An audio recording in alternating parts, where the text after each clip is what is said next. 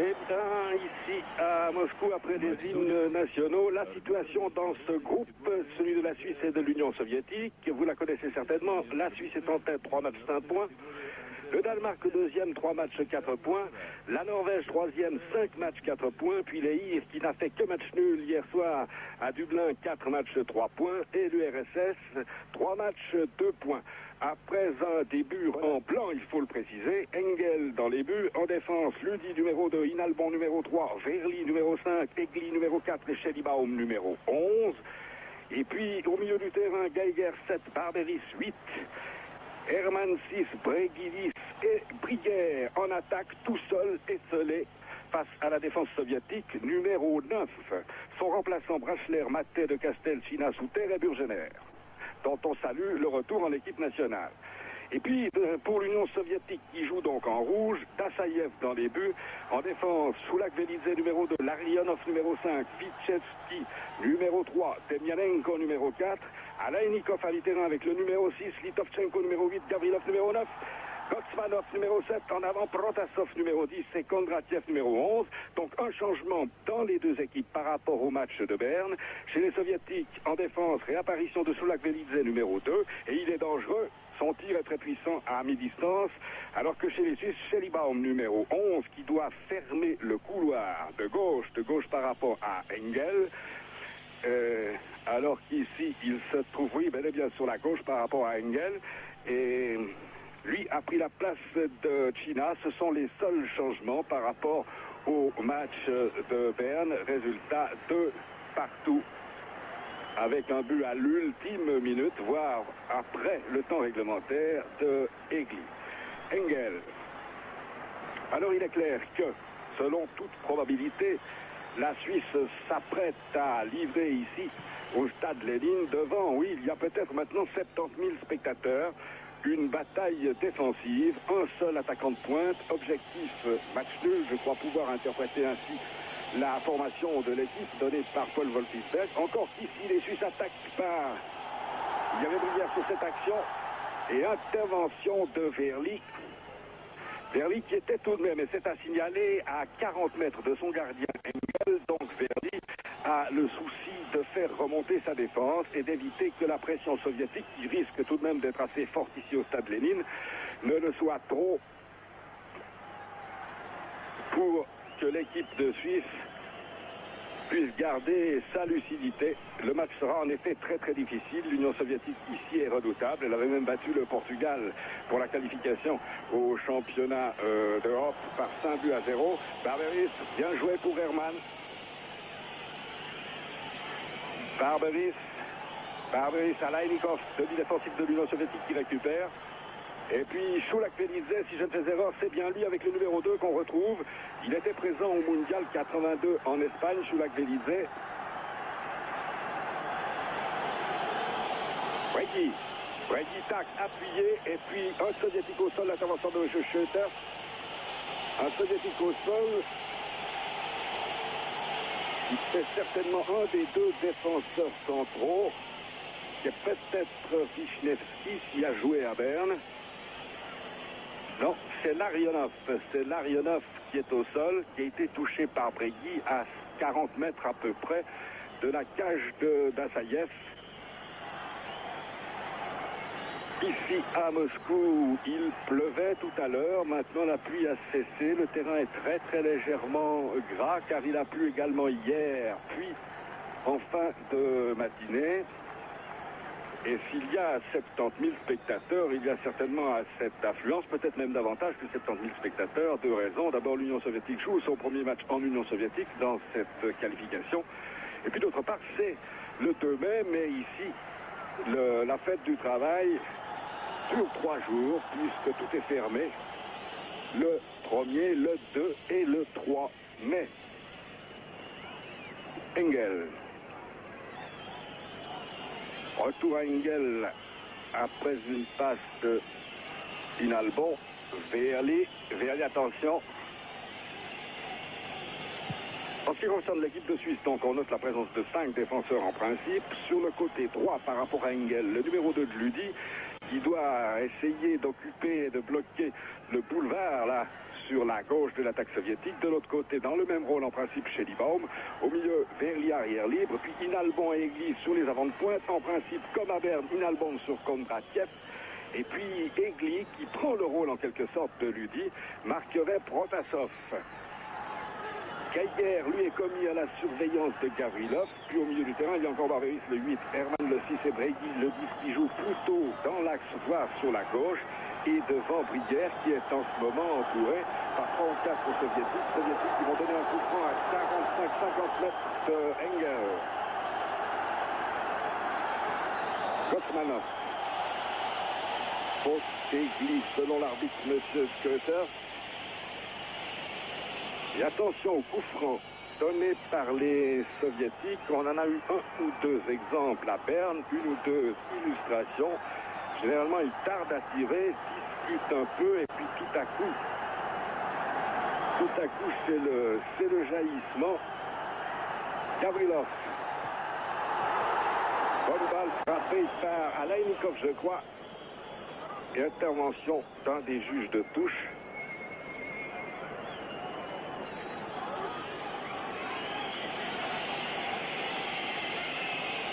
On est vraiment écrasé par l'immensité du stade Lénine.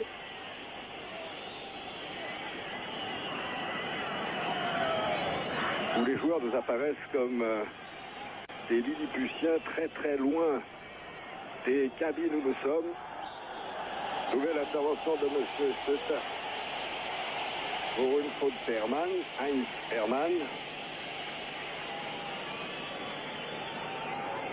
Talonnade ratée de Listochenko, récupération par Schellibaum. Alors on va voir si la Suisse peut immédiatement essayer de jouer en contre-attaque et se développer en contre-attaque. Ce n'est pas du tout le cas. Balle très profonde sortie d'Engel.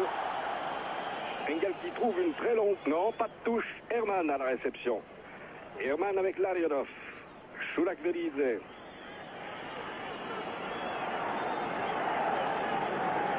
Non, le voici, Shulak-Veridze. Au centre de la défense, Shulak-Veridze. Alors, Denianenko à gauche, arrivé d'Alainikov. Et puis, sur la droite, vraisemblablement, Larionov. Schellibaum est là pour lui, il est le plus avancé des Suisses. Il trouve tout de même un appui avec Bregui. Hermann tente le tir de loin. À 30 mètres à peu près. Mais enfin, on s'attendait presque à une pression plus tumultueuse, plus folle des Soviétiques sur le camp suisse en ce début de rencontre ici au stade Lénine. Et jusqu'ici, tout de même, la Suisse a passé 2 fois ou 3 fois le milieu du terrain. Gavrilov. Interception Bregui. Ballon récupéré par Geiger. Brière. Encore Geiger. Cherche l'appui avec Ludi. Et Ludi donne une balle. On refait par le sol de cette action. Attention dans le sol. Et bon retour d'Egli. Bon retour d'Egli sur cette action soviétique en rupture qui aurait pu être dangereuse. Sur une balle perdue, si je ne fais erreur, par Ludi. Ludi encore. Barberis sera peut-être très très utile dans la conservation du ballon qui sera vraisemblablement nécessaire à mi-terrain lorsque les Suisses pourront le faire. Hermann.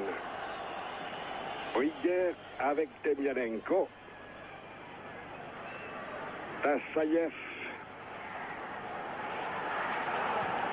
Transversale de 50 mètres. Intervention maintenant Bregui. Geiger a évité très bien Gavrilov. Bonne passe de Barberis qui n'est pas arrivé. Puis Protasov. Attention au débarras de Protasov. Inalbon est passé. Il y avait 3 Suisses sur l'action de Protasov. Le dernier étant Barberis qui a pu récupérer Ludi. Geiger. Tous les Suisses à l'exception de Brière dans leur camp, mais très haut, très loin de Engel. Vous en avez la preuve, à 30 mètres d'Engel à peu près. Jusqu'à cette 9e minute. L'équipe de Suisse se comporte comme il faut, tout à fait, jouant le plus haut possible, en Encore qu'en certaines circonstances, Egli ici, qui double Verly, soit d'y mettre en retrait par rapport à ses coéquipiers.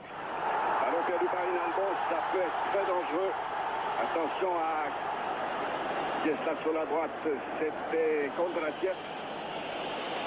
Schellibaum.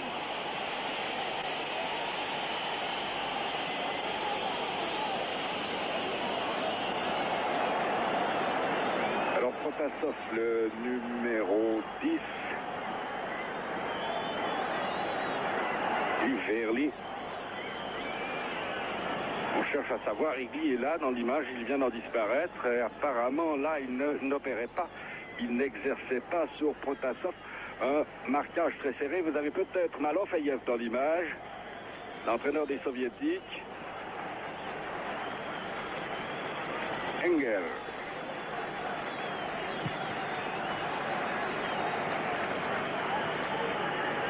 La balle est prolongée jusqu'à Barberis, mais c'est Schellibaum qui la récupère dans le camp des Suisses.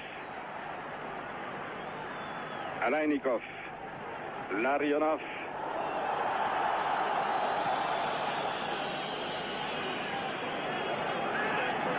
Gavrilov, plaque tournante à mi-terrain, interception par Beris qui a donné un coup de main à Geiger.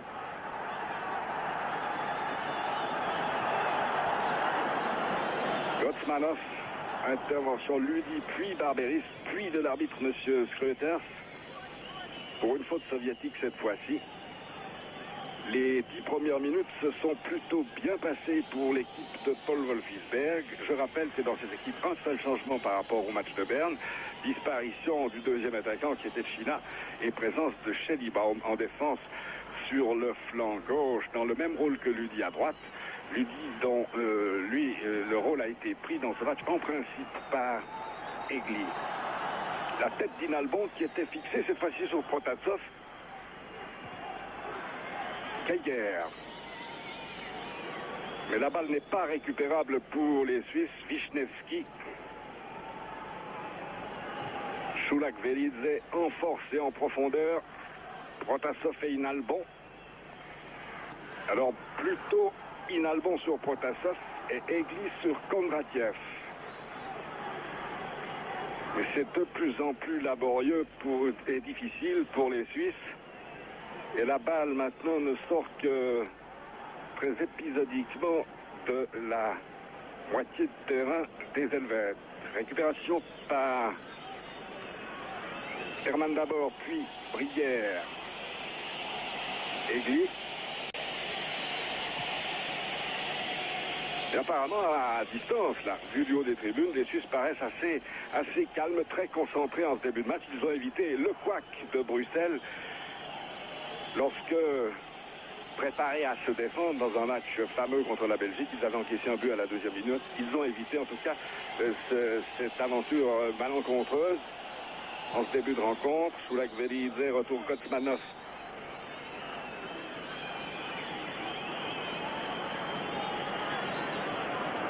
Et Ludi, à qui l'arbitre Schröters vient faire une remarque. Szulak-Velidze. Wisniewski, balle très très profonde. Geiger pour Barberis, c'est bien joué. C'était bien joué, intervention Wisniewski. Il a joué immédiatement Geiger en profondeur pour Barberis. Toujours à l'affût. Gavrilov. Le ballon récupéré par Engel, qui, il faut bien le dire, n'a pas encore été mis en difficulté de manière sérieuse par l'Union soviétique.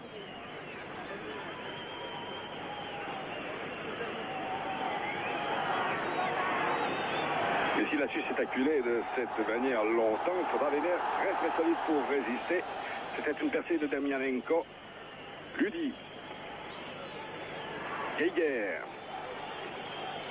Geiger, il a Szulak-Velidze devant lui. Remise immédiate, retour à Geiger. Attention, Hermann est parti sur le centre. Ludi, retour de Gavrilov. Geiger, bien joué. Et Ludi.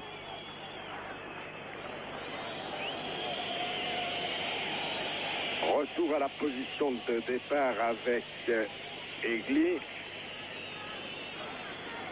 Bregui, Egli. Où est Verly? Il est monté d'un cran, il est à mi-terrain. Encore Geiger, une certaine liberté à mi-terrain ici pour Bregui, pour les Suisses qui jouent à un rythme volontairement pas trop élevé. Bregui bien joué pour Briguère. Verly, voilà pourquoi Verly était monté. La progression a été certes lente, mais enfin la balle est tout de même arrivée aux 16 mètres soviétiques et Verly s'y trouvait. Ils peuvent à tour de rôle, mais particulièrement Verly, tenir un rôle dans la construction du jeu helvétique. Ludi, comme les latéraux d'ailleurs, enfin les obturateurs de couloir, selon l'expression consacrée, couloir ou corridor, c'est-à-dire les bandes latérales, les ailes. Et Geiger au coup franc, alors que le soleil fait son apparition sur le stade Lénine. Ballon subtilisé à Heinz Hermann. Larionov. Chouak Felice. Alors Egli a eu le dessus.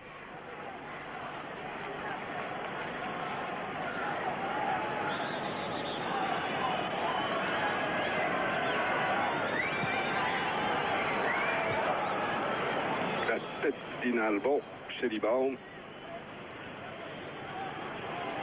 Ils sont en plus de 2000, les supporters helvétiques, mais nous ne savons pas où ils sont dans le stade et compte tenu de notre isolement, nous ne savons pas s'ils manifestent. Attention à ce sens intervention de M. Freuters, mais le débordement n'était pas mauvais du tout et le centre bien adressé par Alain Nikov.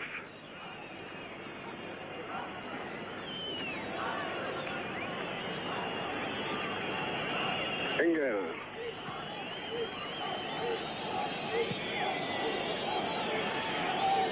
Ils sont 5 soviétiques autour de Briguère qui n'est appuyé sur cette action que par Barberis.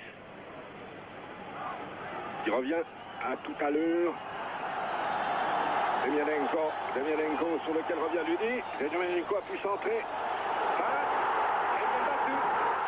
De l'action de Demianenko, 1-0, sans transfert remarquable et ouverture du score pour l'Union soviétique. Parti. Très belle action, il faut le dire. Vraisemblablement Protasov. On va revoir. Alors Demianenko est passé. C'est la feinte. Oui, c'est avec Protasov, une feinte de Kondratiev qui laisse passer. Protasov est à 10 mètres de la cage d'Engel. On revoit. Barberis d'abord, qui tente de s'opposer à la montée extrêmement rageuse et extrêmement rapide du latéral. Lui aussi, Ludi est en échec. La balle revient après la fin de Kondratiev sur Protasov à notre sens pour le 1-0 des Soviétiques, marqué après 17 minutes de jeu.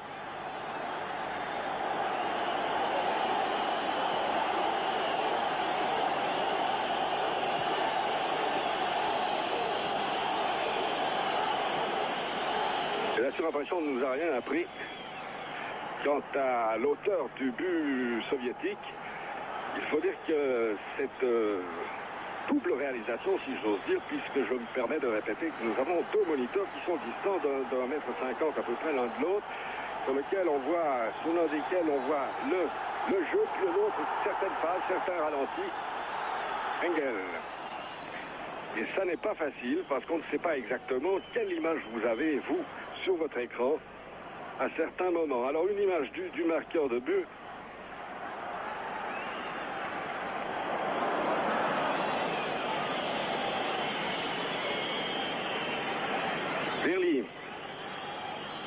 Verly sur la gauche démarqué Hermann. La balle ne parviendra pas à Hermann, à Lainikov. Puis Gotsmanov directement à Dassaïev, qui jusqu'ici n'a guère touché le ballon, et qui est un être presque aussi solitaire que Briguère, seul en pointe chez les Suisses.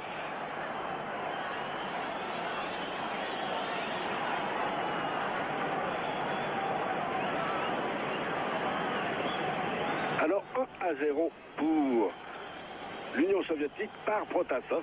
C'est bien ça.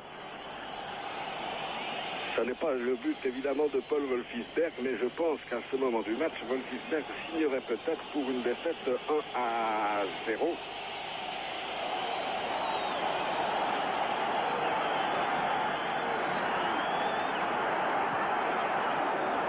Ludy, interception.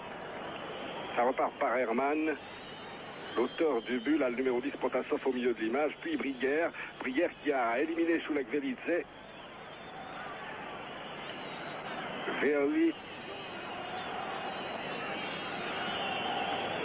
Egli pour Ludy. On a vraiment l'impression que Wolfisberg a craint la lenteur de Verly et le fait le plus souvent possible monter d'un cran, laissant Egli en position d'arrière. Il n'y a pas d'offside, décision levée par Kondratiev. Mon crochet, balle au centre. Attention, on va pouvoir s'en sortir, mais avec pas mal de difficultés sur cette action dangereuse menée sur le flanc droit. Celui que doit garder Schellibaum. Bregui, qui n'arrivera pas. Si, Bregui est arrivé, il a un espace libre devant lui, mais il est complètement déporté sur l'aile droite. Offside de Barberis sur l'action de Bregui. 20 minutes de jeu, 1-0, Protasov à la 17e minute de jeu. Très joli centre en retrait, très jolie feinte également de Kondratiev et volet relativement facile à une douzaine de mètres de Protasov. Le revoici. Attention à sa puissance de tir en pleine course. Protasov, c'est bien, c'était pas mal vu là. Il a manqué un petit peu de réaction, le demi qui devait être Litovchenko ou Alainikov. Difficile de le déterminer. Briguère, un petit peu rudoyé et tout à fait sacrifié aux avant-postes en ce début de rencontre.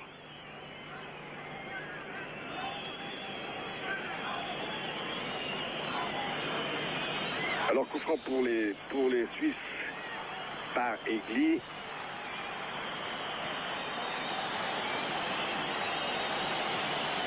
Bonne balle pour Schellibaum. Choc violent entre Schellibaum et Larionov.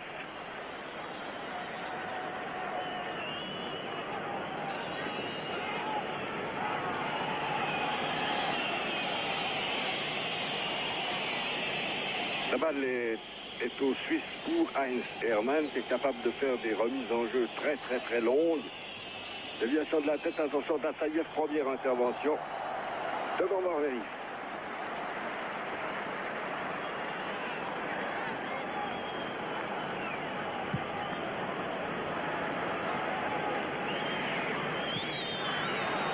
Attention à l'arrivée de Egli, un petit peu...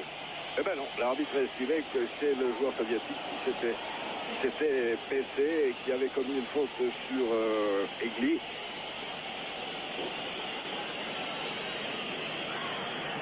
Il laisse jouer à mi-terrain les soviétiques. Geiger a beaucoup de liberté sur cette action. Herman. Verly, c'était pour Herman, interception. Alainikov. Attention au déboulé de Demianenko.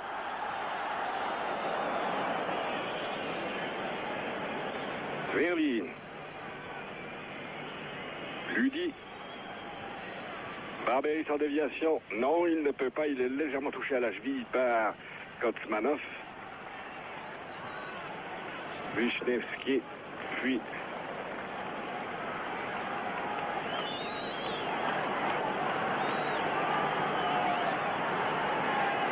le front de l'attaque soviétique est très large, très étalé sur toute la largeur du terrain, d'où danger constant et ce soin que les Suisses doivent apporter à toucher vraiment le terrain dans toute sa largeur.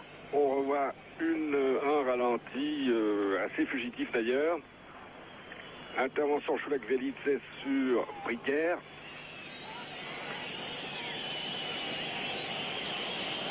Schellibaum.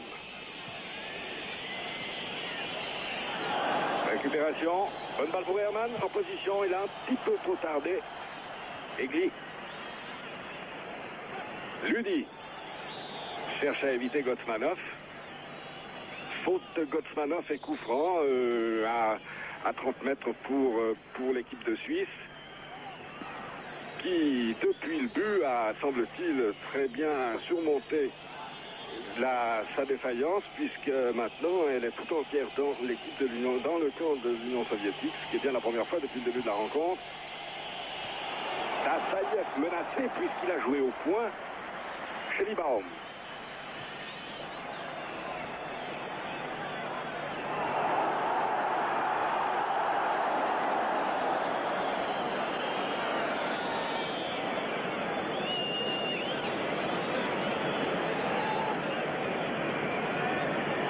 Shelibaum qui était revenu. Mais l'arbitre, M. Schoeters, Belgique, avait sifflé. Egli.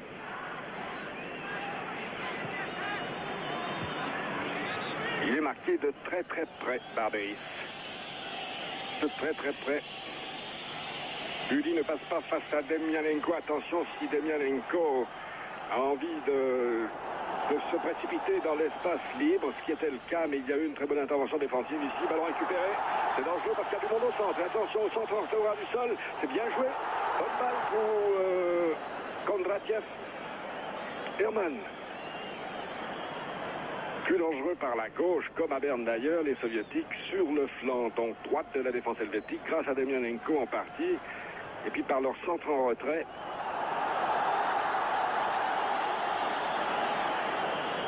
Egli est intervenu sur une action de Kondratiev et remise dégagement au 6 mètres pour l'équipe de Suisse. 25 minutes de jeu dans cette première mi-temps. 1-0, 17e Protasov pour l'Union soviétique.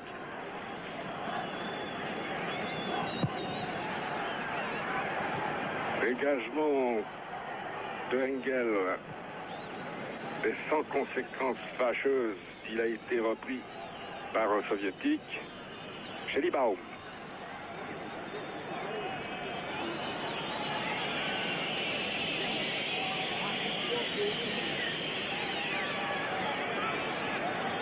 Bregui. Geiger. Appel de balle dans l'axe du terrain de Bregui. Shelibaum n'a pas été assez prompt.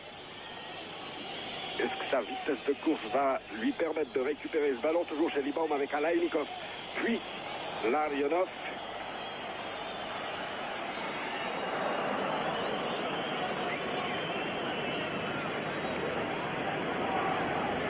Bregui.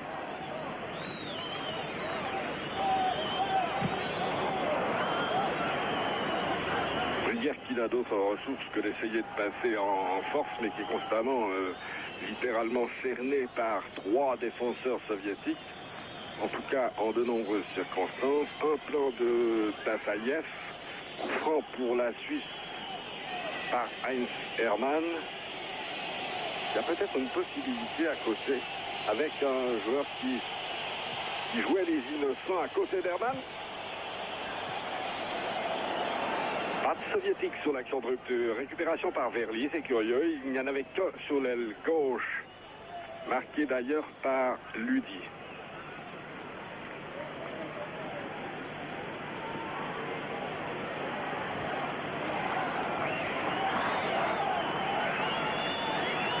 Hermann. Barberis. Il laisse filer le ballon derrière lui. Demianenko.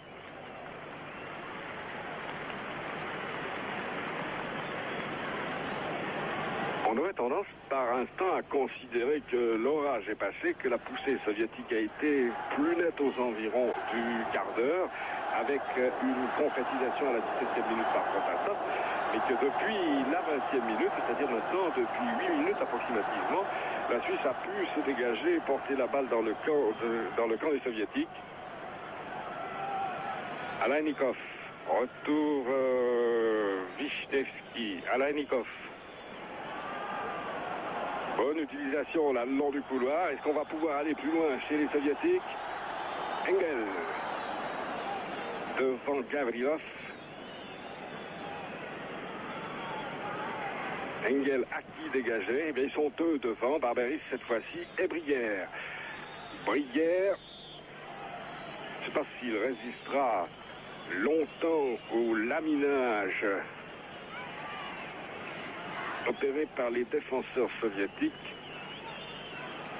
Enfin, il obtient de temps en temps des coups francs, comme celui-ci, à 35 mètres de la cage de Dassaïev, tiré par Herman. Attention, il y a Ludi sur l'aile gauche, qui était monté pour placer un coup de tête. Schellibaum. Ça ne sera pas facile de passer, ils sont deux le long. Mais Schellibaum passe.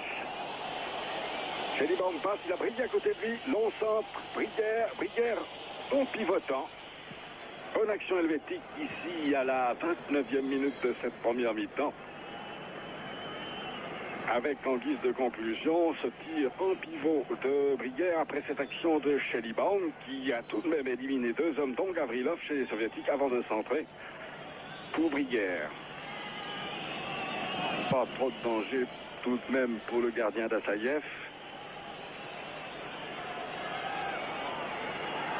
Engel tarde à sortir. Là, il y a eu une mésentente en défense.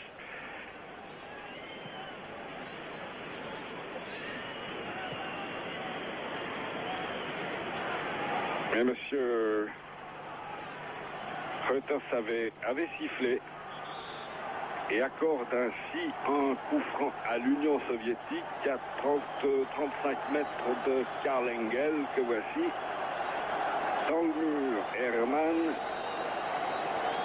Geiger et Bregui, et puis Verly sur les 16 mètres, puis Egli qui contrôle Gavrilov ici. Balle piquée, sortie d'Engel, oui, c'était le moment. Devant Kondratiev, qui décidément va très vite, Kondratiev. On revoit l'action.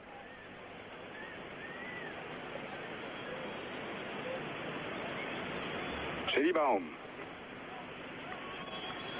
Brigui pour Schellibaum, à qui la balle a échappé. Et intervention de Verly, qu'on voit beaucoup dans cette première mi-temps. Deux très bonnes actions soviétiques dans cette première mi-temps.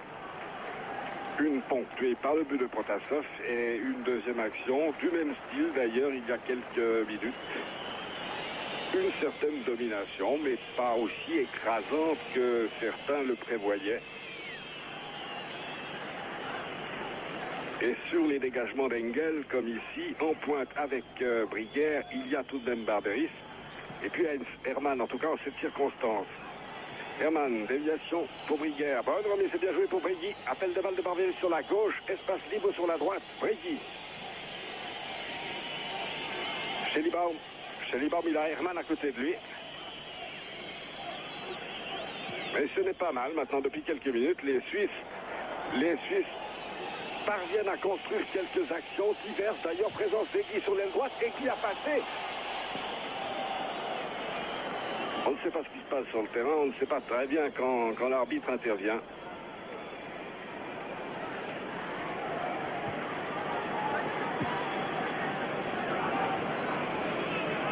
Dassaïev, Demyanenko. Ludi sur le chemin de Demyanenko. Donc un rock. Et M. Schoeter estime que l'intervention de Ludi est trop violente, irrégulière. Avertissement à Heinz Ludi qui barrait la route à Demyanenko, dont on a vu le rôle important qu'il a tenu sur le premier but, puisque sur cette action, venu de très loin, il avait résisté d'abord à Barberis, puis à Ludi, avant d'adresser le centre que Protasov a transformé en but. Attention, Kondratiev. Offside. Le linesman n'a pas hésité une seconde. Offside de Kondratiev, qui allait droit au but dans l'axe là. Alors toujours 1-0 après 33 minutes de jeu dans cette première mi-temps. Où dès la 20e minute, il faut dire que la Suisse remonter le terrain comme le courant, parvenant depuis la 20e minute approximativement à souvent se situer et porter la balle dans la zone de jeu des Soviétiques, dans la partie médiane des Soviétiques. Dassaïev.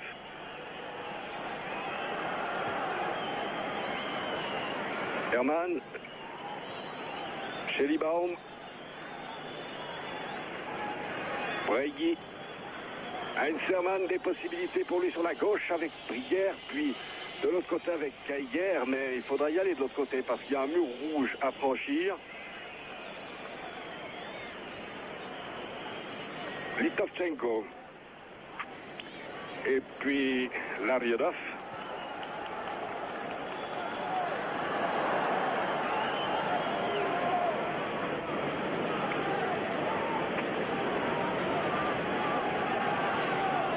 Gavrilov, déviation pour Gotsmanov. Attention à ce Gotsmanov là sur le flanc droit, il est dangereux.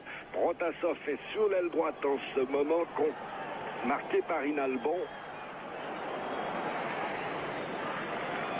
Il y a eu des permutations, mais on peut dire qu'en fait, c'est Inalbon qui contrôle Protasov, alors qu'il avait laissé Kondratiev qu'il marquait au début de la rencontre. Gavrilov va laisser à ses coéquipiers, intervention, offside. En l'espace de 3 minutes, 2 offsides consécutifs qui mettent un terme à des actions soviétiques qui auraient pu être dangereuses. La première l'a été d'ailleurs puisque Kondratiev a pu marquer, mais le but a été annulé. 35 minutes de jeu. Il en reste 10 dans cette première mi-temps. Toujours 1-0, Protasov, 17e minute pour l'Union soviétique. Egli.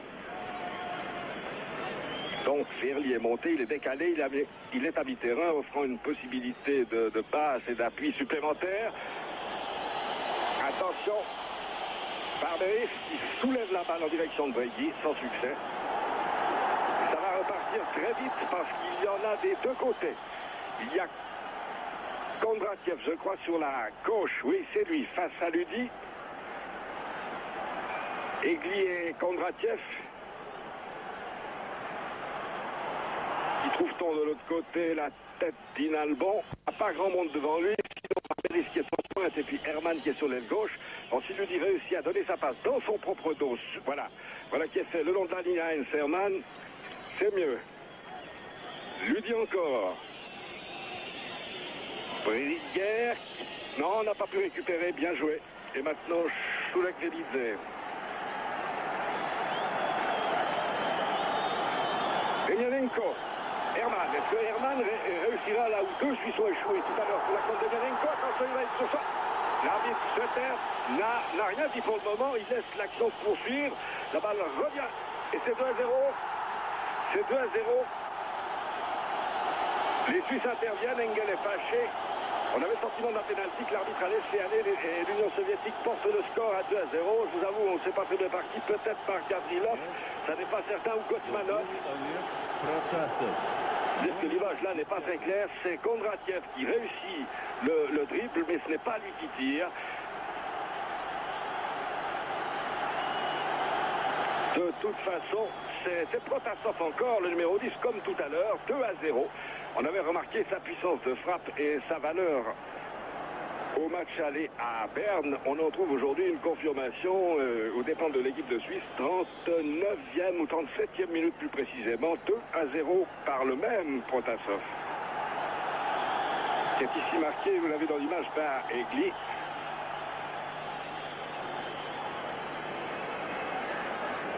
Schellibaum. Attention Gavrilov. Gavrilov. La balle a passé pour Kondratiev. Oh là, Engel, et je crois que c'était encore Protasov. Non, c'était Litovchenko. Herman. Mais ce n'est pas certain, c'était peut-être bel et bien Protasov. Breguet. Breguet, en position Breguet, est cueilli à l'oreille des 16 mètres par un défenseur qui doit être Wisniewski, le numéro 3. Alors un coup franc. Une chance pour l'équipe de l'Union soviétique, l'équipe de Suisse, pardon, à 6 minutes de la mi-temps. C'est la meilleure chance jusqu'ici apparemment. C'est le coup franc le plus proche de Dassaïev. C'est donc pour Breguet. À côté il y a Schellibaum, puis Heinz Hermann. Est-ce que Breguet va tenter le tir direct ou passer latéralement à Heinz Hermann?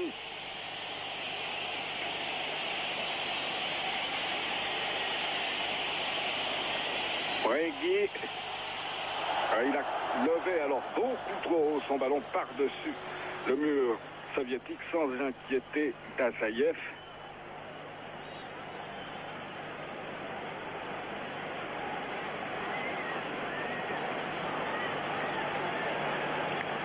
Et à quelques 6 minutes de la mi-temps, la Suisse est menée par 2-0. N'a que très peu inquiété le gardien soviétique.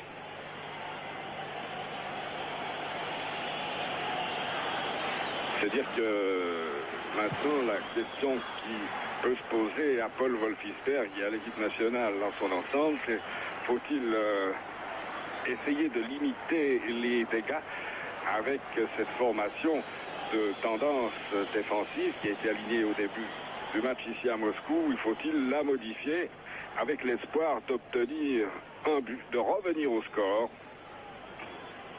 face à cette équipe de l'Union soviétique qui joue pour la première fois.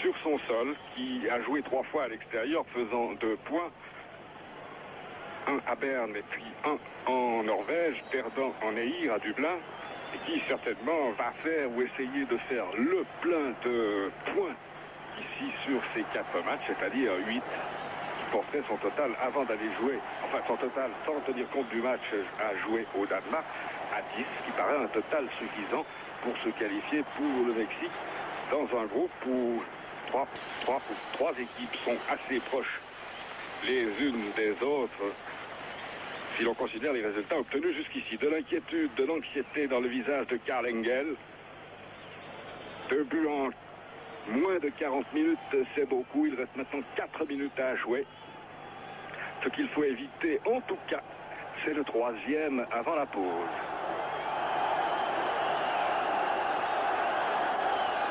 Gavrilov. Long centre avant. Par la taille et aussi par le talent. Engel relâche. 3-0. 3-0. Erreur d'Engel. Alors centre tendu et 3-0. Mais par qui? Kondratiev peut-être. C'est une catastrophe pour l'équipe de Suisse que ce 3e but, à notre sens, c'est Kondratiev qui a marqué. Alors le centre de Gavrilov, la sortie d'Engel, puis un homme qui surgit là derrière la défense helvétique. 3-0, ceci à la 41e minute.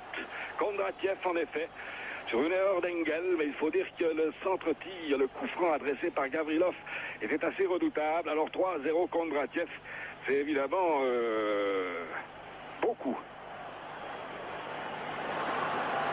Il faut remonter tout de même assez loin pour enregistrer un résultat négatif aussi net. Il y a eu des 3-0, certes en Hongrie, en Belgique, en Hongrie 2 fois, en RDA, mais c'était au terme de la rencontre. Et puis il y a même eu récemment, je parle ici des matchs joués sous l'ère Wolfisberg, il y a eu également un 4-0 concédé face à l'Espagne à Genève en mai 1984.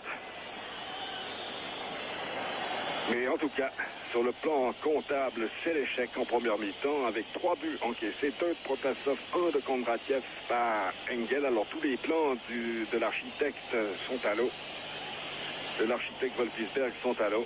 Cette équipe défensive, ce n'est pas la première fois, n'a pas réussi dans sa mission. Ce fut le cas à Bruxelles. Et pour transformer une équipe défensive en équipe offensive à la mi-temps, ça n'est pas très facile, mais il y aura vraisemblablement des changements en deuxième mi-temps. Coup franc, Bregui, Hermann. Bregui sur la voie, Bregui. C'était un peu mieux cadré que tout à l'heure. Un peu mieux. Le mur est passé, mais il manque encore, il faudrait que la balle retombe de 50 cm à peu près, que la trajectoire soit corrigée assez sensiblement pour que Dassaïev soit inquiété. Schellibaum, ballon perdu, heureusement, c'est Inalban qui a récupéré, Hermann.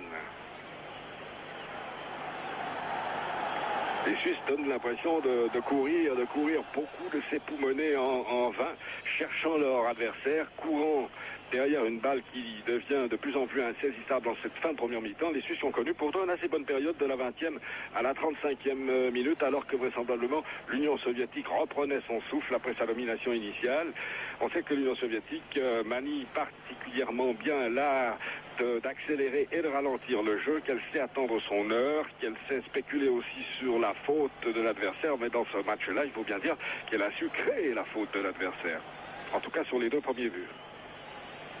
Udi.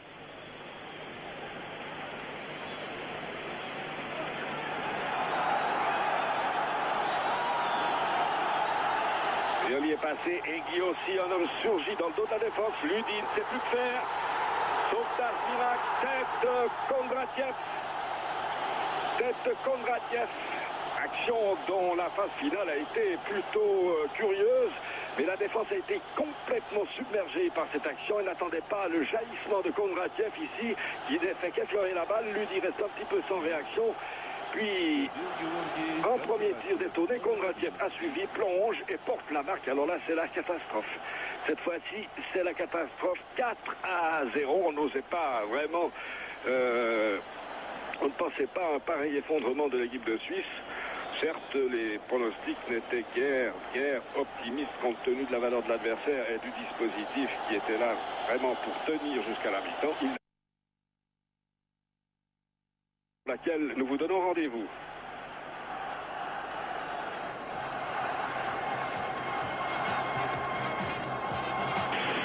Il est bien de 4-0 à 45, c'est-à-dire que sur le plan comptable, c'est vraiment le score le plus lourd enregistré depuis très longtemps. On se met à penser avec certaine inquiétude au 8-0 encaissé contre la Hongrie en 1959 à Budapest par une équipe nationale. 4-0 de réussite de Protasov, 2 de Kondratiev. Et le score est certes un peu lourd, mais il traduit l'affolement de la défense helvétique lors de la poussée finale, surtout de l'équipe soviétique, mais poussée finale préparée par la supériorité soviétique dans le domaine de la vitesse en particulier, face à une défense qui a déjoué depuis le début de la rencontre. On ne sait pas s'il y a eu des changements ou un changement peut-être dans l'équipe de Suisse. Il nous semblerait que Barberis est sorti et qu'on a introduit un autre attaquant qui pourrait être maté, mais nous ne sommes pas renseignés. Et on va essayer de le voir par l'image maintenant, si ce changement a été opéré. Et à nouveau, une situation très chaude devant Karl Engel a été opérée par Paul Wolfisberg, pour lequel cette journée sera véritablement désastreuse. On se demande si les douaniers soviétiques l'ont retenu à la frontière et l'ont démuni de les oignons qui l'ont tenu compagnie pendant le début de la campagne helvétique sur le plan de ces championnats du monde de Mexico 1986. Le Mexique paraissant bien loin aujourd'hui, après cette débâcle de la première mi-temps, 4-0. On s'est permis de rappeler au début du match qu'ici même le Portugal, qui avait ultérieurement pourtant disputé le championnat d'Europe en France, en 1984, avait perdu ici 5-0. C'était un rappel cruel, mais qui a trouvé ici une plus cruelle encore illustration. L'équipe de Suisse ayant été particulièrement malmenée au début du match, et puis surtout depuis la 35e minute, et en l'espace de 8 minutes, l'Union soviétique a marqué 3 fois. Longue balle de Larionov. Il semble bien que Barberis ait quitté la pelouse et qu'un deuxième attaquant soit aligné par Wolfisberg. On craint qu'il ne soit trop tard. Ça doit être massé, mais on n'en est pas certain. Brady dans l'image. Hermann. Dégagement hasardeux, balle peut-être récupérée par Briguère. Retour Brady. Encore Hermann face à Larionov. Hermann avait passé Larionov comme une faute. Intervention de M. Schröter. On n'entend pas, on ne sait pas si le public soviétique vibre aux exploits de son équipe qu'il a retrouvé. Donc je rappelle que c'est la première apparition de cette équipe soviétique dans le cadre de ce championnat du monde, de ses qualifications pour le championnat du monde. 4 buts en première mi-temps, c'est évidemment un exploit.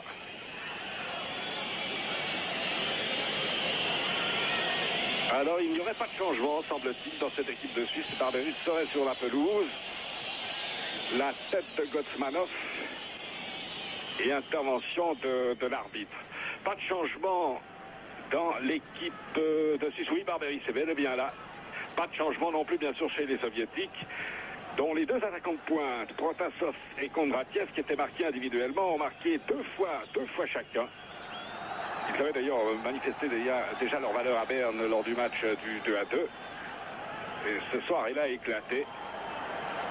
Comme a éclaté la défense helvétique.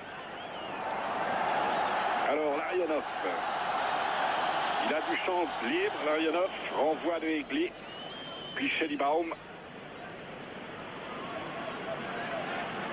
Wisniewski. Tous les Soviétiques dans le camp des Suisses.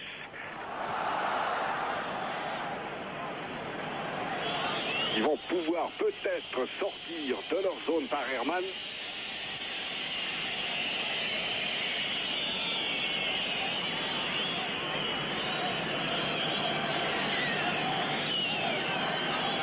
Les plus pessimistes, enfin ceux qui passaient pour les plus pessimistes avant la rencontre, pouvaient penser éventuellement à un 3-0 et se disaient qu'avec une défaite de 2-0, la Suisse s'en tirerait bien parce qu'elle ne connaîtrait pas, la Suisse, toujours la même dose de chance qu'elle a connue dans le match contre la Norvège, en partie contre le Danemark, voire à Berne contre l'Union soviétique.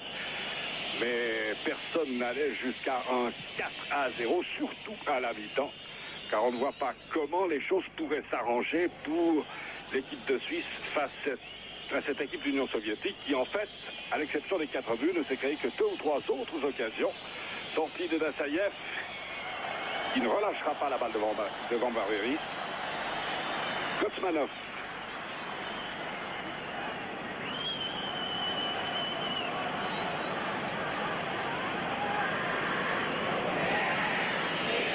Hermann.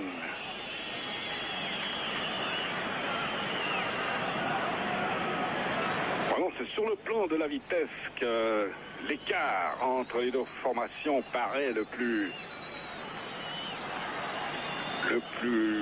grave. Briguère avec Choulak-Felice.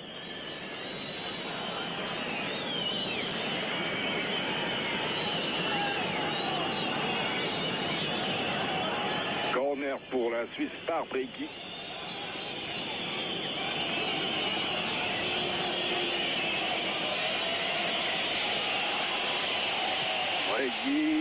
Très longue balle, Dassaïev laisse aller dans son dos. Et corner de l'autre côté par le même Brégui.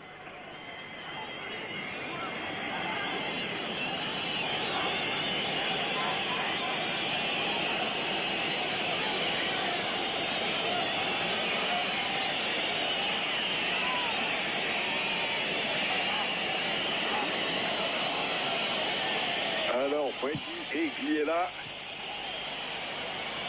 La balle est remise. Offside. Offside.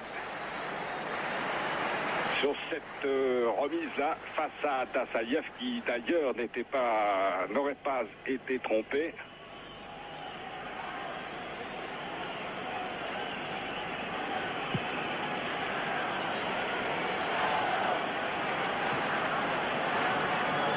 Briguère.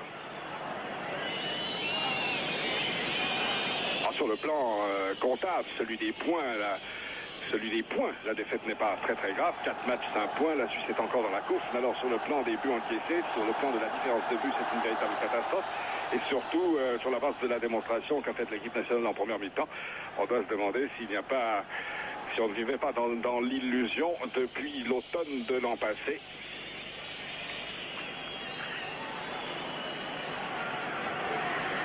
Demyanenko. Encore intervention là sur Alaïnikov. Encore que certains journalistes aient tiré la sonnette d'alarme en certaines circonstances, ne se laissant pas abuser par les résultats un peu chanceux. Et au travers de ces résultats, constatant la part de chance qu'avait eu l'équipe de Suisse lors des matchs contre la Norvège, voire le Danemark et l'Union soviétique. On doit à la vérité de le rappeler pour nos confrères de la presse écrite, suisse romand en particulier. Briguère, il a réussi à faire passer la balle, mais c'est tout ce qui a passé parce que Ludi ne s'était même pas propulsé sur l'aile droite. Ludi qui a connu, il n'est pas le seul d'ailleurs, une première mi-temps catastrophique sur le flanc droit de la défense helvétique.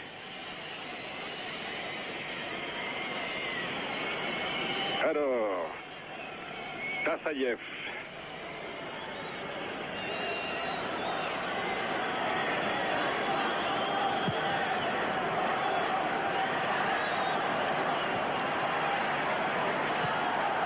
Balle de Protasov en profondeur. Et intervention une nouvelle fois irrégulière de Ludi qui véritablement ne sait plus très bien où il en est, ne sait plus à quel adversaire il a affaire et qui à chaque coup presque accroche le dit adversaire, ici permettant à l'Union soviétique de tirer un coup franc à 25 mètres. Peut-être un peu plus, une petite trentaine de mètres. Avec il y a Kondratiev, il va y avoir Gavrilov, puis derrière Vishnevski.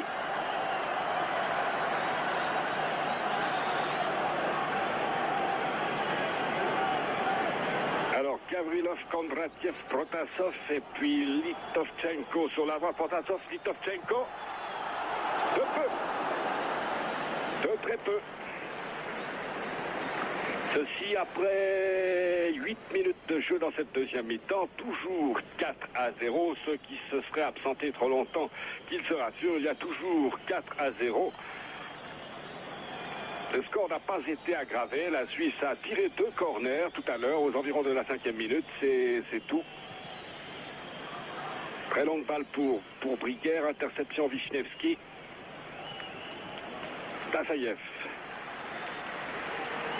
Demyanenko.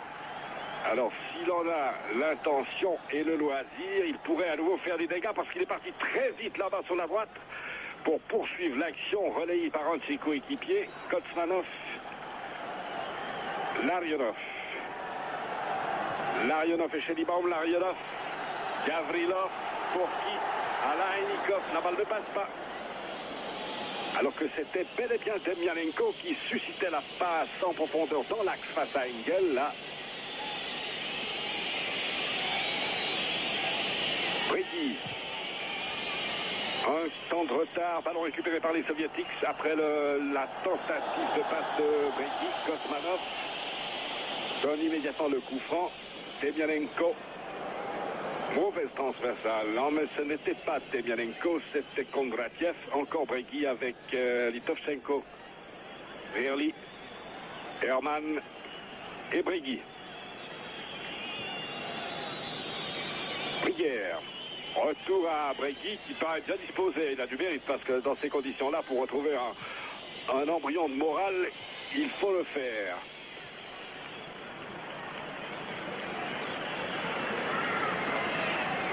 Alors Tassaïev,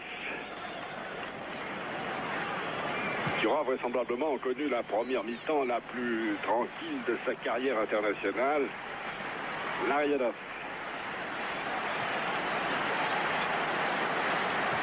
Kondratiev avec Inalbon.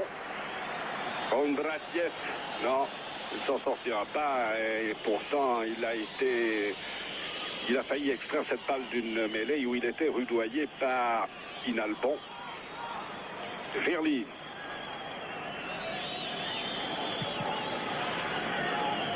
Engel, long dégagement, Barberis, contrôlé par Demianenko. Gavrilov, bien joué, finement joué de l'extérieur. Gotsmanov dans l'axe, ballon récupéré par Ludi. Il donne alors une image d'affolement parfaite. Demianenko en position, il a fait la voie de mais Ludi est revenu sur Demianenko. Et Brière. Faute commise sur un Suisse.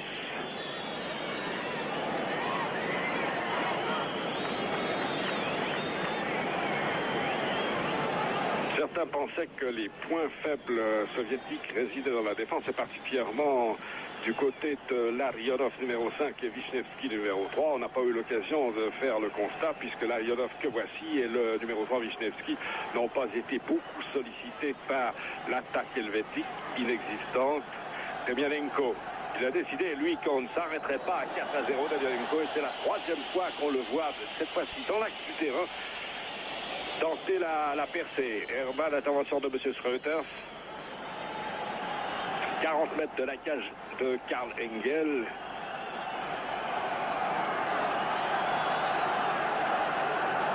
Coup franc peut-être par Litovchenko ou Alainikov. Kondratiev. Larionov joue au pas les soviétiques, une petite accélération et arrivé de Kondratiev qui à chaque coup surgit derrière les défenseurs. Breguet transversal pour Verly, devant Verly, Egli. Ils n'ont pas été plus à l'aise que Ludi et Shedibaum en première mi-temps. C'était une balle pour Egli qui était montée. Il y a quelques Suisses qui y croient encore, qui cherchent tout de même à créer le danger. Gotsmanov. Transversal par Protasov pour Gavrilov. Gavrilov, longue balle pour qui? Demianenko. Alors attention, Demianenko face à Ludi.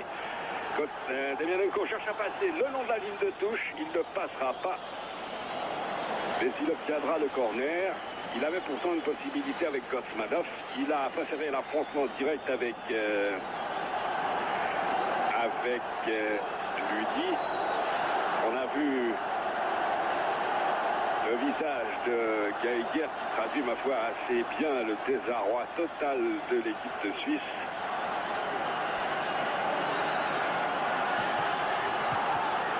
Ballon rabattu sur... Je crois que c'était Gotsmanov, n'en suis pas du tout certain. Larionov. Alainikov, petite balle levée, il met pas très bien. Ballon récupéré par Geiger. Remise Breguet, Geiger, ballon à nouveau chez les soviétiques. Gotsmanov. Beaucoup de possibilités pour le porteur du ballon, malgré le regroupement défensif des Suisses. La tête d'Hermann. Et Kondratiev, une nouvelle fois, coupait et qui cherchait à récupérer, là, sur la tête d'Hermann, cette balle qui est allée jusqu'à Engel.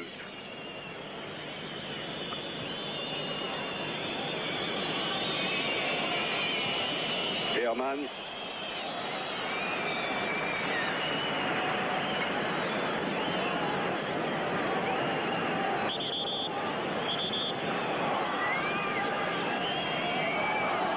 Un changement chez les Suisses. On va voir arriver, deux joueurs vont sortir. Breguet et Barberis. Et puis Soviéti, Maté et Brasler vont entrer. Alors tout d'un coup, on va se retrouver à 3 attaquants à une demi-heure de la fin. Christian Maté et Manfred Brasler pour Bregui et Barberis.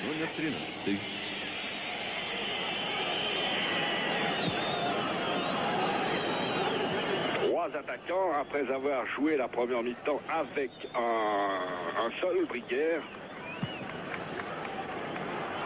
Je n'irai pas jusqu'à dire qu'il eût peut-être fallu faire le contraire, mais on attend toujours en Europe alors que Gavrilov a servi Protasov. Protasov a évité Inalban. Petit ballon, c'est bien joué. Voilà, sauvetage par Egli, c'était le 5e par Litovchenko si Egli n'était pas revenu cette fois-ci rapidement. On va revoir l'habileté de Protasov qui donne une petite balle en retrait pour Litovchenko. Et ils sont nombreux, il y a Litovchenko, mais il y en a d'autres à qui Protasov aurait pu donner ce ballon.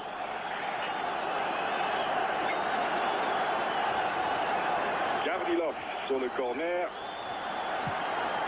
Gavrilov Engel,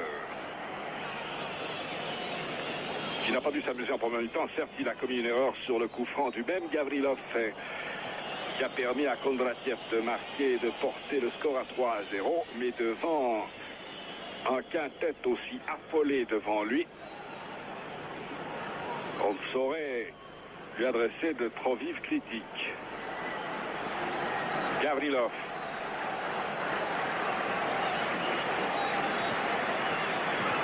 Bonne remise de Gotsmanov, c'était bien joué là, très rapidement. Et les Suisses courent, Maté est arrivé trop tard. Litovchenko, Gotsmanov, retour Gotsmanov. Et qui s'est rué, la Suisse va pouvoir se libérer par Maté. Nouvelle apparition assez timide du soleil sur le stade Lénine, où la Suisse est menée à 30 minutes de la fin, un peu moins 28 minutes de la fin par 4-0.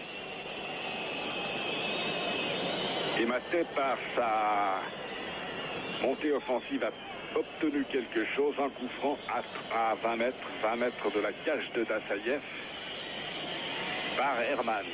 C'est Gavrilov qui fait écran avec un de ses coéquipiers, Gotsmanov, devant Herman. La volée là a failli réussir. C'eût été le premier tir adressé vraisemblablement dans le cadre. Début de Dassaïev. Kondratiev. Protasov, pardon. On attend toujours, disons-nous tout à l'heure, l'équipe en Europe, dans le monde, qui aurait l'audace d'aller jouer à l'extérieur avec 3 attaquants, se disant que contre l'Union soviétique, ça aurait pu être la Suisse qui aurait tenté de tenir ce rôle. Jouant contre l'Union soviétique, on ne pouvait guère que comptabiliser de points et qu'il eût été peut-être plus gênant pour les soviétiques d'affronter une équipe curieusement offensive à l'extérieur. On sait que ce genre de fantaisie n'est pas très courant dans le football. Mais finalement, lorsque par son dispositif tactique et dans l'alignement des hommes, on accepte d'être dominé, il ne faut pas être très surpris d'être mené largement à la mi-temps. On sait que même la Juventus, qui est pourtant passée maître dans l'art de conserver un résultat à l'extérieur, l'a conservé certes récemment à Bordeaux, mais tout de même en connaissant une fin de match relativement difficile. Herman. Maté. C'est pas un cadeau que d'entrer ici au stade Lénine alors que le score est de 4-0 pour Maté qui avait fait 2 apparitions jusqu'ici sous le maillot national alors que Brasler est plus expérimenté. Brasler qui n'a pas encore touché la balle d'ailleurs à l'aile gauche. Egli. Attention à Gotsmanov.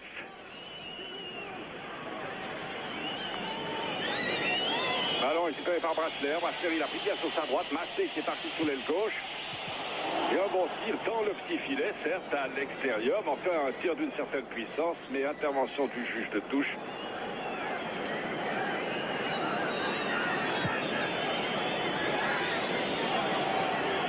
On revoit.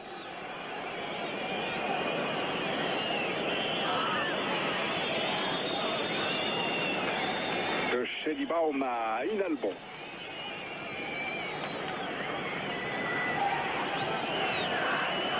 En ce début de deuxième mi-temps, les Soviétiques donnent l'impression de prolonger le 1er mai et de profiter pleinement de leur deuxième jour de vacances, puisqu'ici, cette fête se joue, cette fête dure 3 jours. Šulak Velice.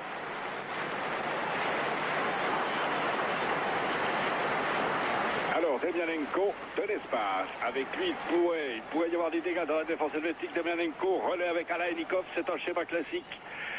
Alaïnikov, petite passe, une touche de balle.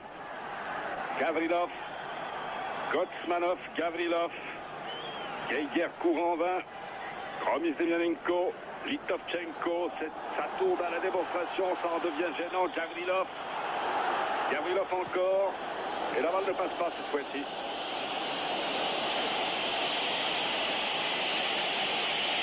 Mais cette balle avait peut-être franchi la ligne de fond.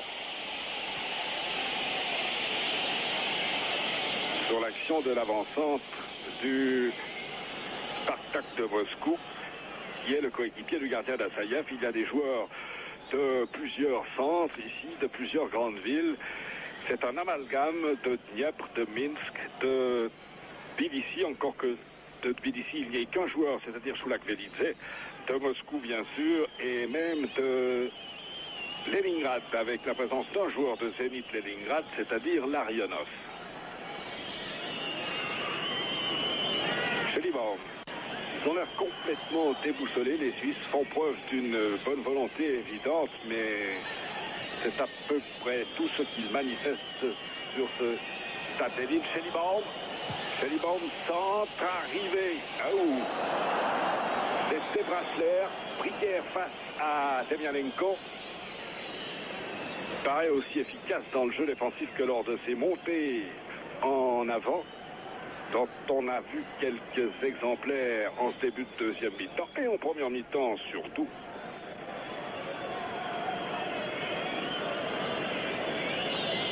Brasler.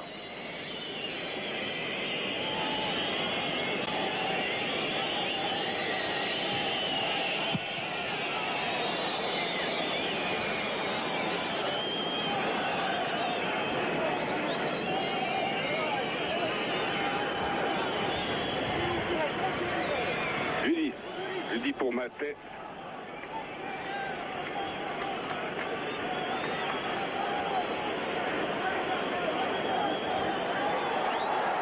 Et Amanda Saïev s'esquive en difficulté. Saïev, très longue balle, mais le soviétique est en pointe et tout seul. Alaïnikov. Alaïnikov Brasler. Monsieur Schroeter insiste Brasler un petit peu plus de modération.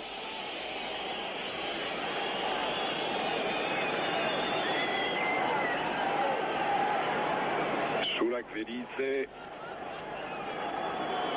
Gotsmanov, ça passe pas. Kaman. Et le pauvre Maté face à Šulak Velice. Ou plutôt à Vishnevski.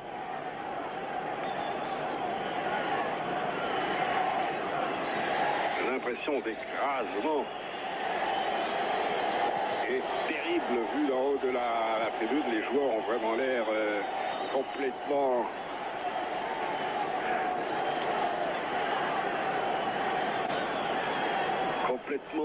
dominés par les événements, les joueurs suisses bien sûr.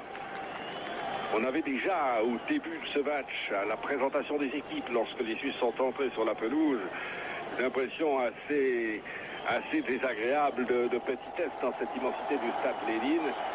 Compte tenu de l'option défensive du coach et de l'équipe nationale, on a vraiment le sentiment que rien ne pouvait se passer de très glorieux pour l'équipe de Suisse aujourd'hui. Certes, entre la 20e et la 35e minute, on a eu au moment où les Soviétiques paraissaient lever un peu le pied, le sentiment que la Suisse pouvait, non pas refaire son retard, mais enfin tout de même équilibrer un petit peu plus le jeu. Brasler.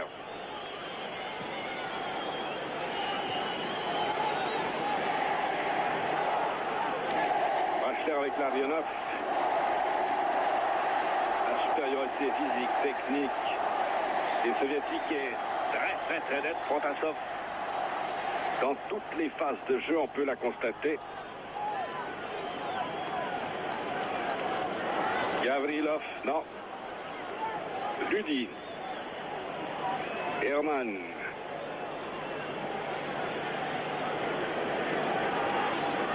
Geiger.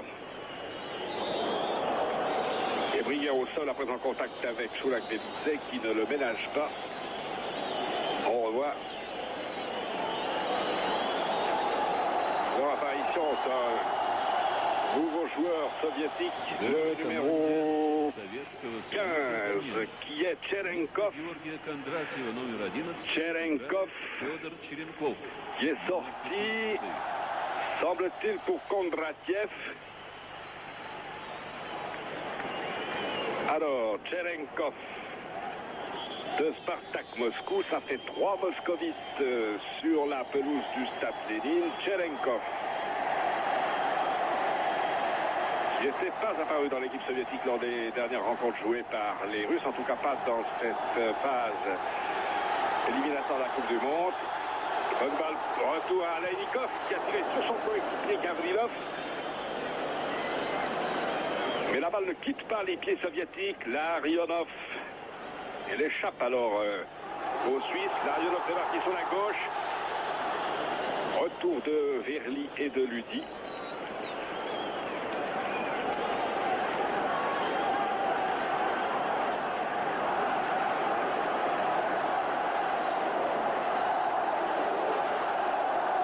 Ludi, si l'image nous le montrait, cherche son adversaire, mais ne sait plus très bien où le trouver, même sur corner, c'est-à-dire sur une action arrêtée.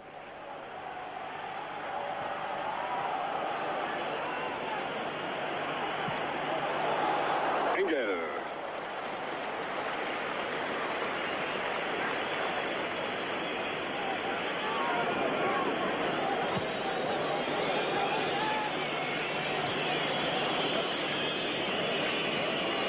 Maté. Herman sur une passe de Geiger, toujours Herman.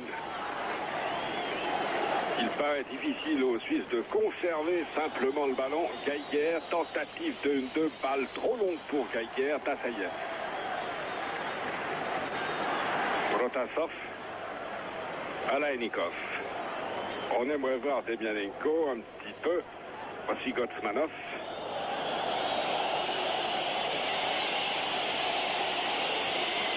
Il est sagement le long de la ligne, le numéro 4 des Soviétiques, Demyanenko, attendant une passe latérale qui aurait pu lui être donnée là par Choulak-Velizet, qui visiblement a changé d'avis. Eh bien non. Demyanenko. Alainikov. Alainikov, Demyanenko est maté. Demyanenko. Il a l'appui d'Alainikov sur la gauche. Alainikov, mais cette fois-ci tout de même, la défense suisse par Verly est intervenue. Herman.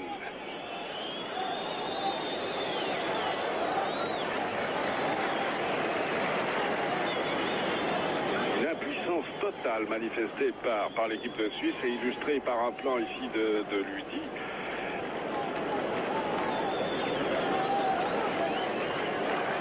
Et l'URSS qui avait commencé relativement modestement cette phase de qualification redevient vraisemblablement le favori.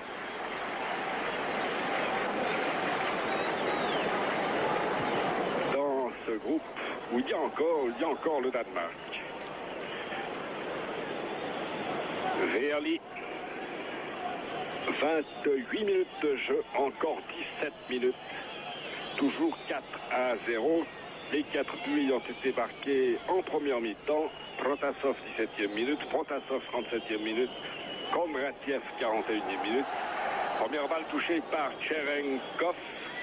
Pas beaucoup de succès pour le joueur du Spartak de Moscou. Et puis Kondratiev, 45e minute. 4-0. Final bon.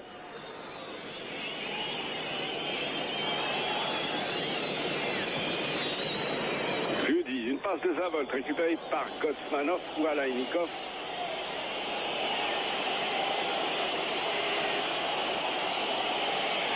Gavrilov qui est au sol. Après une intervention apparemment de Egli. Ça n'est pas certain. Le 14, c'est Belanov de Dynamo Kiev à qui parle Malofeyev.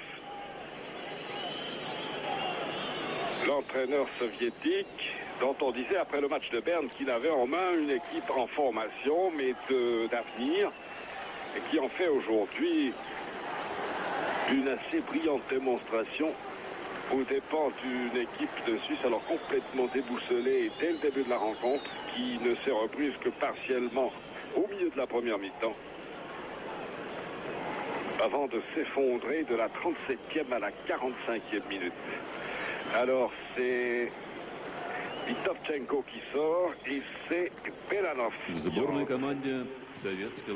Belanov pour Vitovchenko. Номер 8 играет Игорь Биланов. Номер 14.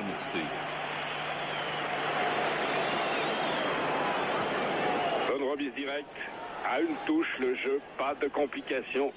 Très collectif à 2 ou 3 joueurs. Brasler, il est très loin du but puisqu'il doit venir chercher la balle dans son propre camp à 20 mètres à peu près de la ligne médiane. C'est dire quel chemin lui reste à parcourir pour aller inquiéter Dassaïev. Wisniewski. Larionov Dassaïev. Il est indiscutable qu'en deuxième mi-temps, les Soviétiques ne forcent pas trop leur talent. Cherenkov. Interception Fearley.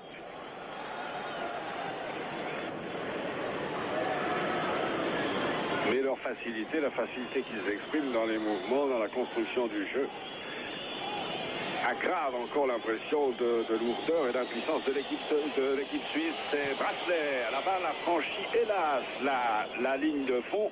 Mais là, Brasler s'en était bien sorti et a failli réussir une percée solitaire de 30 mètres approximativement. Ceci à 13 minutes de la fin.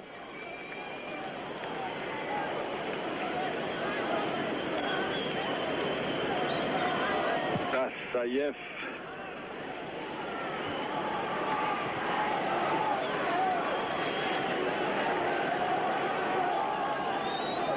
Cherenkov. Certains disaient hier que la pelouse du stade Lénine n'était pas très bonne, mais ce n'était pas l'opinion de Paul Wolfisberg et de la majorité des joueurs. Mais là, ce raté technique de Cherenkov pourrait peut-être nous prouver le contraire. Alors Engel. Inalbon.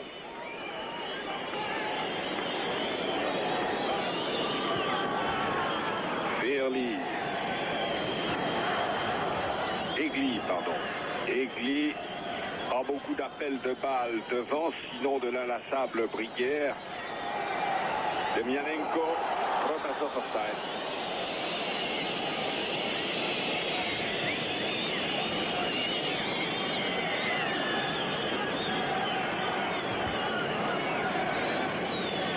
Selibao.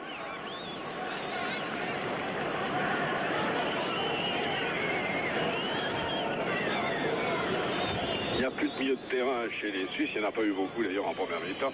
Enfin, il y a 3 attaquants qui attendent que leurs défenseurs leur donnent des balles.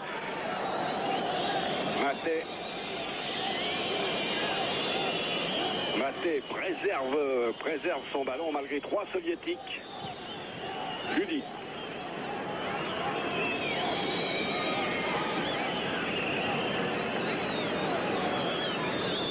Heinz Hermann face à Alainikov. Demianenko.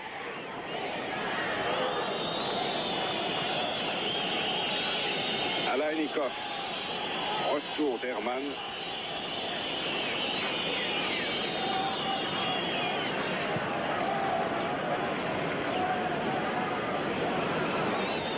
Alainikov encore, le demi-défensif de cette équipe soviétique. Enfin, défensif, c'est une façon de parler aujourd'hui, puisqu'Alainikov a pu se mêler au jeu d'attaque avec autant de brio que ses partenaires du milieu du terrain, les 2 avant-de-pointe, Protasov et Kondratiev, faisant le reste.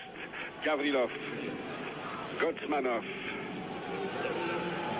Gavrilov, Alainikov. Les possibilités avec qui? Avec Gavrilov? Non. Retour de Shedibaum. Et 10 minutes à jouer. 4-0. La défaite la plus lourde avec celle concédée à l'Espagne à Genève en mai 84 de l'ère Wolfisberg. Une défaite qui, sur le plan comptable, à part les buts, n'aura qu'une incidence très relative, mais qui, sur le plan alors, du moral et des illusions créées par les victoires, la victoire en Norvège et la victoire contre le Danemark, sera très très difficile à supporter. Et lui dit, perd le ballon, Protasov, Cherenkov, lui n'a pas marqué puisqu'il vient d'entrer à la place de Kondratiev.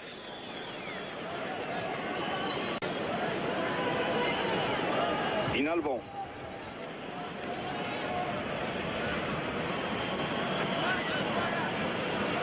Geiger pour Brachler. Geiger se porte sur la gauche, mais Brachler l'ignore, tente le 1-2 avec Briguer qui remet beaucoup trop loin.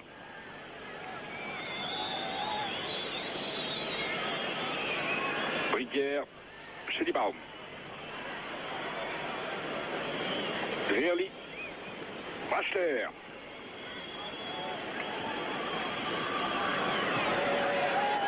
Wisniewski, ça repart, Cherenkov.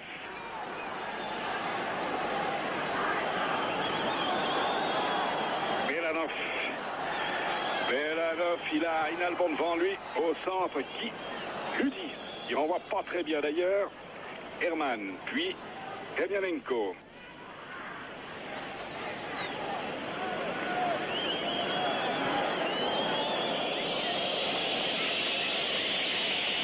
Il n'y a aucun parmi les, disons, 70 000 spectateurs qui ne fassent mine de quitter le terrain. La fin de l'après-midi ici à Moscou est plutôt agréable, ensoleillée. L'URSS mène par 4-0. Le match a perdu tout son intérêt puisque les efforts des Suisses sont laborieux et vains dans cette deuxième mi-temps où l'Union soviétique laisse un peu aller. Mais personne ne bouge dans le stade Lénine.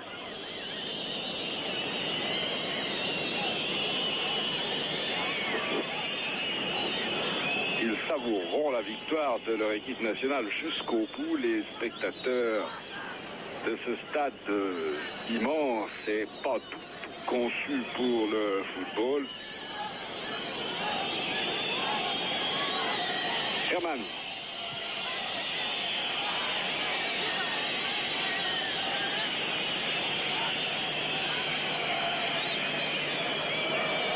Shedibaum qui a réussi son débordement. Shedibaum qui a tenté tout à l'heure, sans succès, mais cette fois-ci a réussi son débordement pour adresser un centre qui a été repris par la tête de Ferli, je crois. Pas de quoi inquiéter trop d'Assaïev à 6 minutes de la fin de cette rencontre.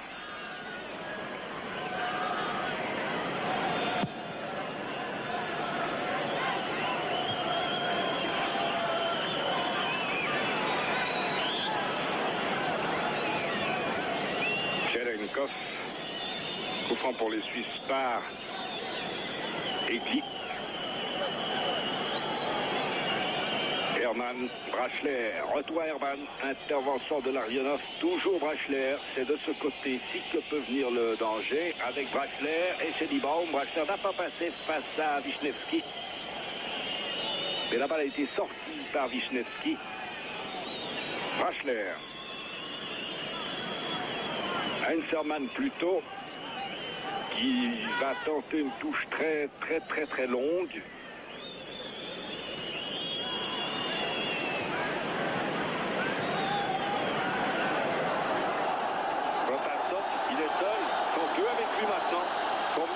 Très vite, possibilité de but pour Gavrilov, peut-être Gavrilov laisse aller.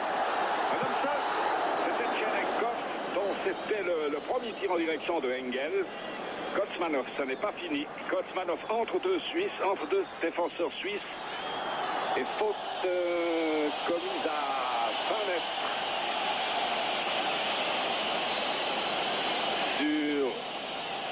Cherenkov, vraisemblablement. Non, ce n'est pas lui.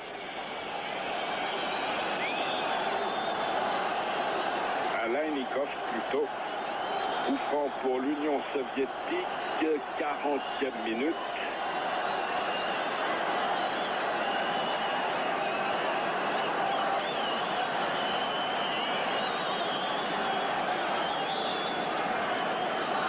Talonnade pour Gavrilov. Terli. Wisniewski.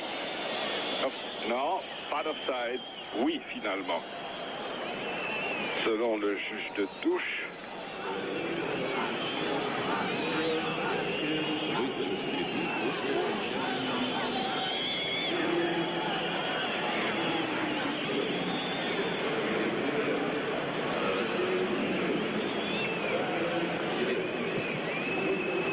Eh bien, ce sera pas facile de se refaire un moral avant d'aller à Dublin dans un mois.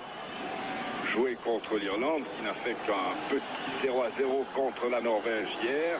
Cherenkov sur lequel se précipite l'Allemand. Cherenkov est inalbumé en corner.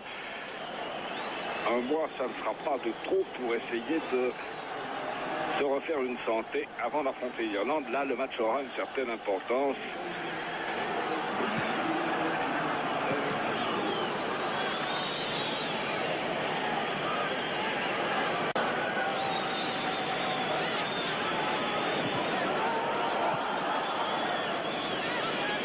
Attention à Gotsmanov. Verli. Geiger. Quand même dans l'incapacité de franchir les Suisses, premier rideau rouge constitué par les attaquants. Très longue balle d'Engel, la tête de Maté.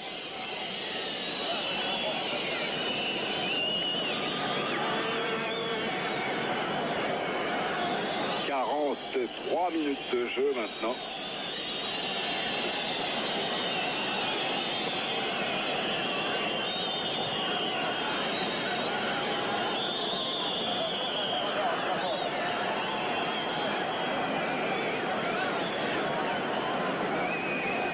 Il y a tout de même dans le public des gens qui se déplacent maintenant et qui semblent vouloir quitter le stade de Lénine.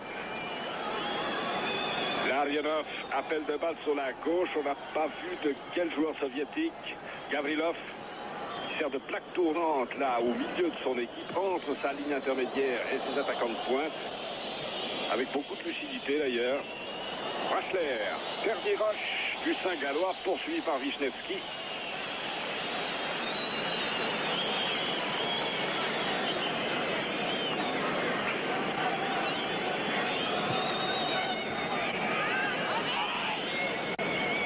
Au terme de ce match, la Suisse restera en tête de son groupe avec 4 matchs, 5 points devant le Danemark, 3 matchs, 4 points. L'Union soviétique, 4 matchs, 4 points, qui précède la Norvège, 5-4 et les IR 4-3. Il n'a pas très bonne mine aujourd'hui, le leader du groupe, mais en fait, sur le plan comptable, 4 matchs, 5 points, c'est encore acceptable et ça n'hypothèque pas trop les chances pour le Mexique, encore qu'il puisse paraître déplacé de parler de Mexique au terme d'une exhibition aussi catastrophique que celle produite par la Suisse en première mi-temps face à l'Union soviétique, dont il faut tout de même peut-être rappeler qu'elle est balle chaude devant Dassaïev pour Briquière, dont il faut peut-être rappeler qu'elle est vraisemblablement en train de retrouver une équipe de grande qualité. Et qu'aujourd'hui, elle a fait une première mi-temps assez époustouflante ici au stade de Lénine où la Suisse a perdu par